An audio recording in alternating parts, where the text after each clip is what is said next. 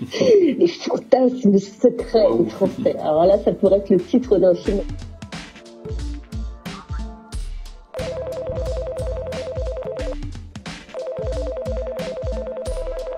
Je m'appelle Céline Tran, je suis française, d'origine vietnamienne.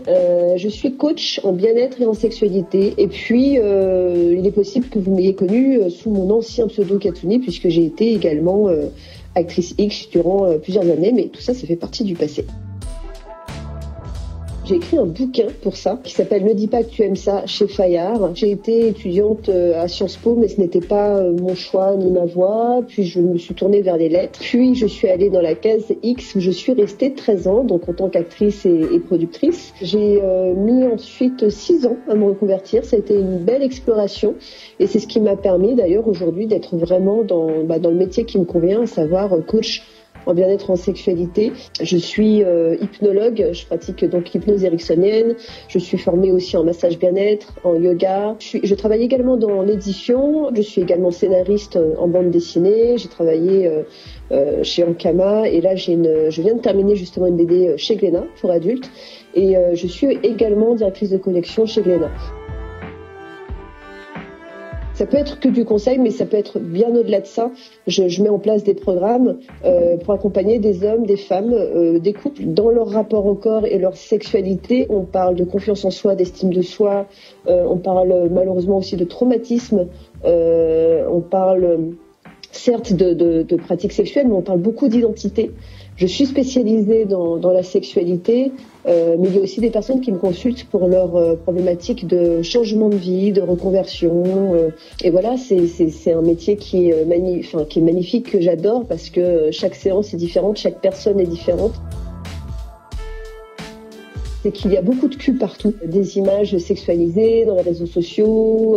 La nouvelle génération, par les réseaux sociaux, par TikTok, intègre cette notion d'exhibitionnisme, du fait d'exister par l'image.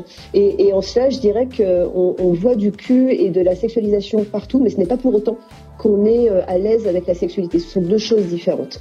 Donc il y a un culte de l'image d'un côté et de la performance. Et il faut reconnaître que le porno a sa part de responsabilité là-dedans et que j'y ai malgré moi contribué. C'était pas mon but, mais en tout cas je reconnais que ça a eu son impact. Les ados ont les mêmes questions et ils ont besoin de trouver une réponse. Et les adultes aussi ont leurs complexes, leurs doutes, leurs blocages. En fait, il y a beaucoup d'envie, beaucoup de frustration. Mais la frustration, c'est quoi en fait? C'est l'opposition entre une envie de s'épanouir, de réaliser ses envies, et puis quelque chose qui nous retient. C'est la raison pour laquelle, pour moi, il est important en fait d'avoir des émissions, des lieux où on peut partager, s'exprimer, parce que ça permet de relâcher et puis de faire comprendre que la sexualité peut être un magnifique moyen de s'épanouir. Mais pour ça, il faut déjà travailler sur soi. Et ça demande un peu de remise en question.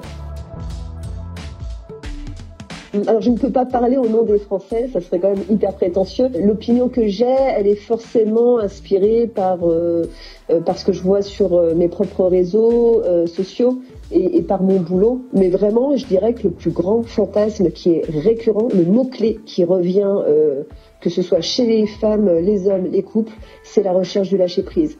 C'est s'autoriser à être soi pleinement, à se sentir libre dans sa sexualité.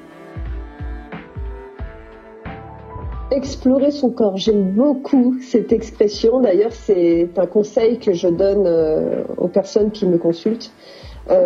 Explorer, parce que déjà dans la notion d'explorer, il y a la curiosité, il y a le fait de partir à la conquête de nouveaux territoires. Et pour explorer son corps, justement, il va falloir pratiquer des activités qui vont nourrir ça. En tout cas, c'est le conseil que je donne, c'est d'essayer d'avoir un rituel sportif, cultiver les plaisirs.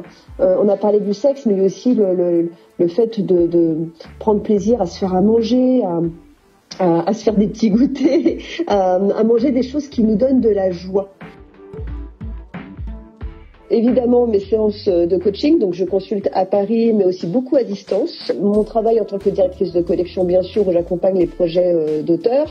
J'ai ma propre chaîne Twitch que j'ai appelée Bien-être et Baston, Donc twitch.tv/Céline Tran où, comme son nom l'indique, je parle de bien-être, mais aussi de baston, d'arts martiaux, de cinéma. J'ai un projet de livre, j'ai mon nouveau site célinetran.coach, qui est mon site pro et où je développe des programmes vidéo. Donc là, en l'occurrence, je viens de lancer un programme d'assouplissement, d'étirement. Prenez du plaisir dans ce que vous faites, soyez curieux, jouez, tout part de soi. Donc c'est pas facile, on supporte beaucoup de pression de l'extérieur.